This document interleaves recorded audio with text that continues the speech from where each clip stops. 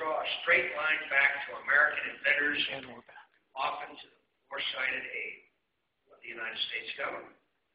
For all the troubles and dangers our energy vulnerability presents, we know that we can overcome them because we have overcome far worse problems and met far greater goals. Together, we Americans can achieve anything we set our minds to. I believe this about our country. I know this about our country, and now it's time to show those qualities once again. Thank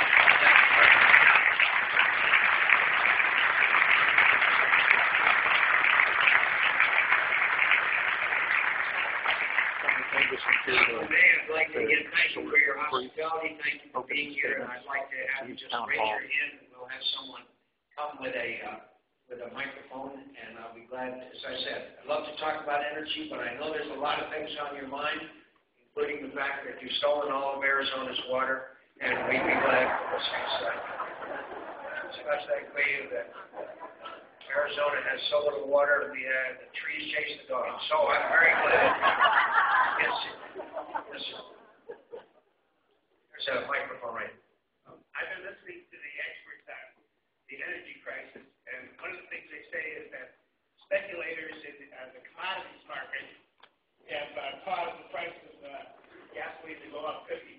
How come Congress hasn't done anything about these speculators? You know, I've heard those stories as well, and there's no doubt that the amount of speculation has gone up dramatically. The question is how much effect has that had on the price of a barrel of oil? And I don't know the answer to that. I don't think from talking to wise people all over this country that it is 50% or 30%. But if it's 1%, then people, if it's artificially driving up the cost of a barrel of oil and a gallon of gas at the gas station, then it seems to me there should be a thorough and complete investigation.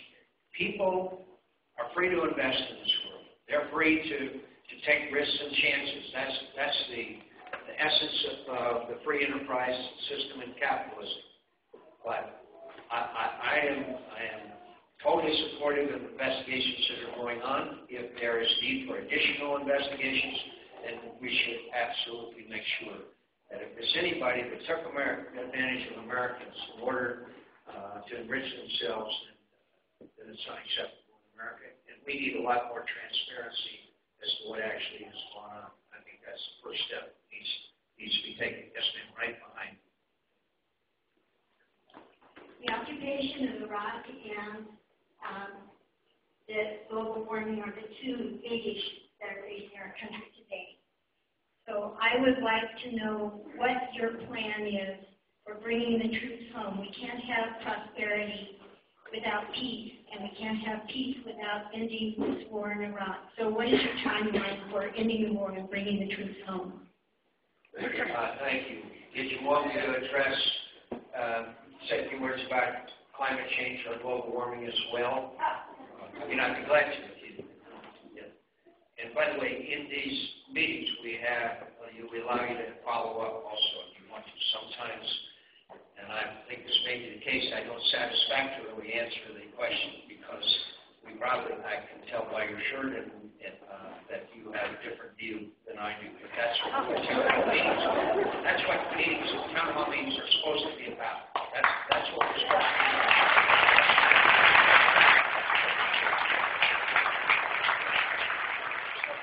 Can I just say, first of all, I understand the frustration, sorrow that Americans feel about this conflict.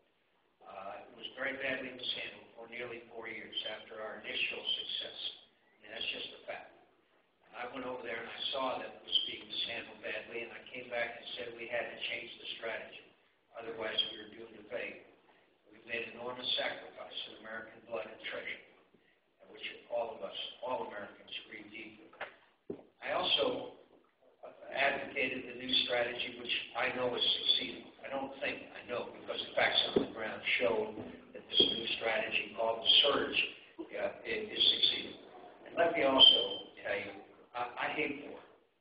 And those of us who know war personally hate it the most because the veteran hates war most because he feels keenly the loss of a comrade.